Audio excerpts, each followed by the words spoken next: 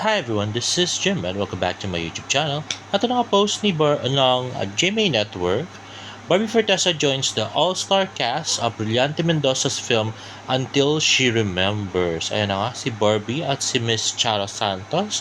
Next, ayan post nga ni Tito Jack Licauco, pauwi na sila David galing Balesin. At ito nga may video na spotted si David Licauco sa Clark International Airport. At saan kaya siya pupunta, no guys? Let's watch this. Ott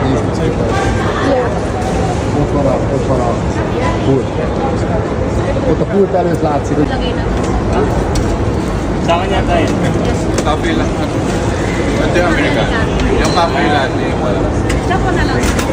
Worst comes to worst, bro. I'll do the dope thing lang pala. Ayun, so mukhang kasama niya naman si James Licauco sa kanyang paglipat. Kaya lang saan kaya siya pupunta, no? Diba?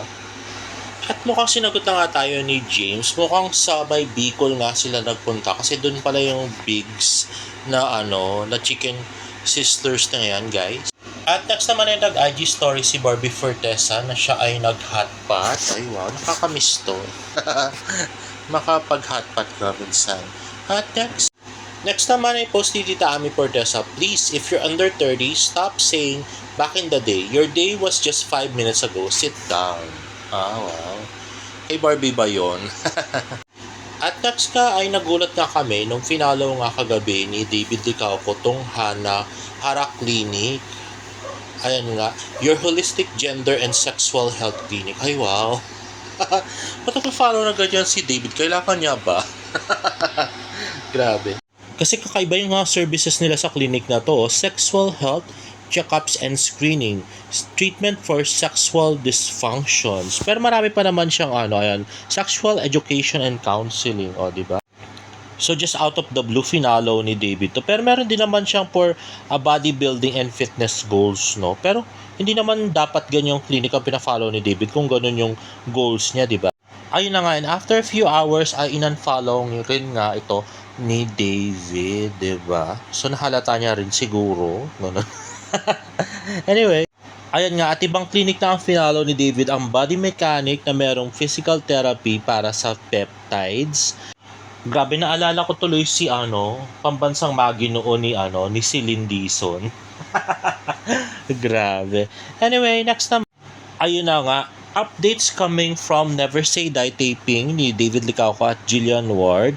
Ang balibalita nga ay nagpapaseksis ngayon si Miss Jillian Ward at pinaghahandaan ang bikini scene nila ni David Licauco. So ang balibalita ay dapat daw mapapanganga daw talaga si David Licauco doon sa scene na yun. Kasi nga love story ito eh. Kaya nga dapat, 'di ba? Bigay todo si Jillian. Talagang pinaghahandaan nga ni Jillian Ward ang kanilang sexy scene ni David Licauco, bikini scene. Kita naman ang liit ng bewang ngayon ni Miss Jillian Ward. At next naman ay nagtataka nga kami kung bakit last year ay nag-year-end party nga ang David Troops at bakit ngayong taon na ito ay wala silang year-end party. Unlike Barbie Natis, diba?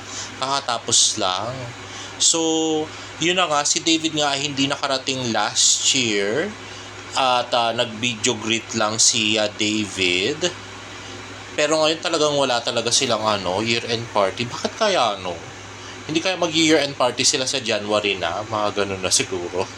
Hindi na siya year-end party, di ba? Anyway, ayun naman pala guys. So, buong family naman pala ni David ay nasa Bicol. Ito nga ay bagong post ni James Licauco. Nasa Tabaco City, Albay sila guys. In fairness sa Clark na dumadaan si David para hindi siya masyadong medyo low profile siya at hindi masyado siyang dumugi ng mga tao. At next naman, ito pala nakalimutan ko i-post. So si Barbie nga ay naglalaro ng Uno cards. Palagay ko nasa Laguna na tong si Barbie with her relatives. Next naman ay natawa na lang ako dito sa comment ni Marilyn Suryo na kasama daw, hindi naman yata kasama si Barbie, sabi ni Celia Ginto. Sabi naman ni Marilyn Suryo, Celia Ginto kasama sa Balesin, di lang sumawa magpa-picture, we. Grabe. Sobrang dilolo nito si Marilyn, no? Nasa Bisaya pa to guys, no? Tapos alam niya nasa balisin si Barbie. Parang wala namang indication na nasa balisin nga si Barbie. At saka never naman siya sinama ni David sa kahit na anong lakad niya, no? Never nga silang nakita magkasama off-cam, 'di ba?